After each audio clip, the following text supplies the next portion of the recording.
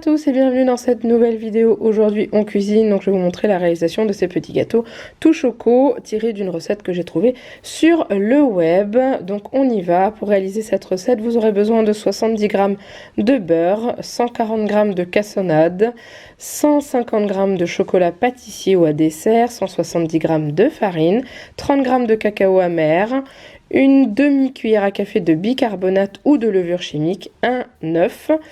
Et il vous faudra également 2 bols et une balance. Je ne vous ai pas dit aussi également un quart de cuillère à café de sel. Donc on y va, on va déjà mettre le beurre et le chocolat à fondre dans un bol, soit au bain-marie, soit au micro-ondes. C'est vous qui voyez, hein, c'est ce que vous préférez.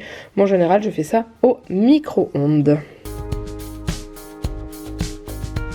Une fois que vous avez fait fondre le chocolat et le beurre, vous mélangez bien et vous laissez de côté le temps de faire l'autre mélange. Donc vous allez peser le sucre cassonade. Donc il y a marqué 140 g dans la recette.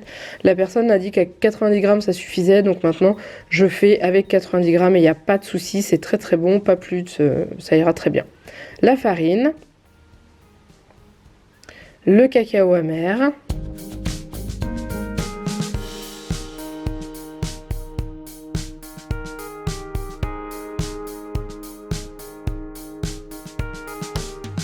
Donc la levure, normalement c'est une demi-cuillère à café. Moi j'y vais à la louche, hein. Vous voyez, je verse, ça change pas énormément si vous mettez un peu plus ou moins.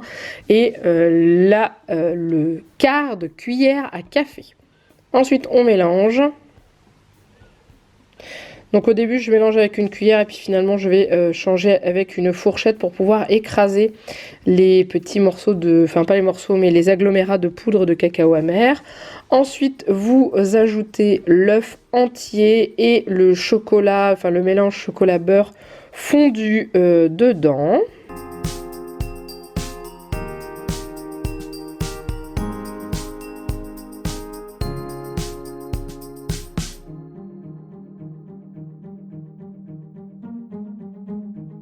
Et ensuite vous allez mélanger au début avec la fourchette, voilà, et ensuite vous allez finir avec vos mains. Le but c'est d'obtenir une boule et de ne plus avoir du tout de reste de farine, enfin du mélange farine, sucre, cacao amer. Donc voilà, ça plaît pas mal aux enfants. Je sais j'ai déjà réalisé cette recette avec Juliette et ils aiment bien patauger dans la pâte comme ça et tout. Et c'est pas très très salissant, vous avez juste les mains un peu grasses à la fin, mais franchement c'est pas ce qu'il y a de plus salissant. Donc voilà, vous amalgamez jusqu'à ce que vous n'ayez plus de reste.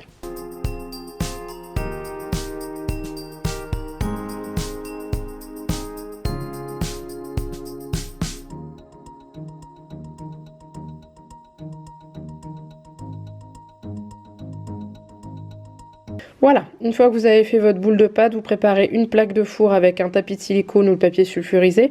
Vous faites chauffer votre four, enfin préchauffer votre four à 170 degrés. Et ensuite, vous allez former des boules de pâte, tout simplement. Vous allez rouler dans vos mains. Hein, voilà, vous formez des petites boules. Avec le mélange que vous avez, vous devez faire à peu près entre 20 et 24 biscuits. Donc voilà, vous faites des portions raisonnables pour que ça cuise comme il faut. Et ensuite, vous les disposez sur votre plaque et vous allez les alterner en quinquance jusqu'à ce que vous n'ayez plus de pâte dans votre saladier.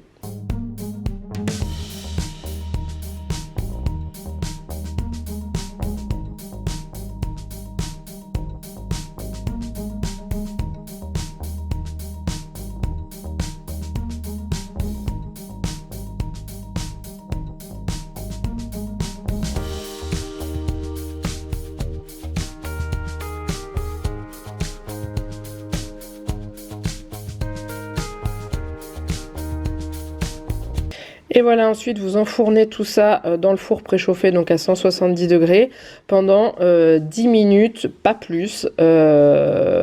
Vos gâteaux vont légèrement craqueler sur le dessus quand ils seront cuits, et ne vous attendez pas à ce qu'ils s'étalent ou qu'ils gonflent plus que ça, parce qu'on a mis très très peu de levure dedans. Voilà ce que ça donne une fois que c'est cuit après 10 minutes. Donc vous allez les laisser refroidir sur une surface froide ou plane, enfin le plan de travail, parce que quand ils sont chauds, on ne peut pas les manipuler. Une fois qu'ils ont bien refroidi, vous pouvez les prendre dans vos mains. Voilà, à l'intérieur, ils restent très aérien, enfin aérien, c'est-à-dire moelleux en fait, moelleux. Vous avez la cassonade qui croque sous la dent, c'est très agréable à manger. Et maintenant, vous n'avez plus qu'à les mettre dans une boîte et les consommer sous, je dirais bien, une semaine, 10 jours. Parce qu'après, ils deviennent un peu durs sous la dent, mais autrement, c'est très très bon. Voilà, j'espère que cette recette vous a plu. N'hésitez pas à la liker et à la commenter. N'hésitez pas à vous abonner à la chaîne si ce n'est pas encore fait. Dites-moi si cette recette vous tente, si vous allez essayer de la faire. Si... Voilà, c'est tout. Ça ressemble un petit peu à la recette des crinkles, sauf que vous n'avez pas le sucre glace dessus et qu'il y a des ingrédients qui diffèrent un peu. Mais on reste sur une base de chocolat, de gâteau au chocolat. Et ce que j'aime bien avec ceux-là, c'est qu'ils sont très rapides à faire et accessibles aux enfants. Et ça, c'est top. Voilà, je vous laisse, je vous fais plein de gros bisous et je vous dis à très bientôt dans une prochaine vidéo. Bye bye!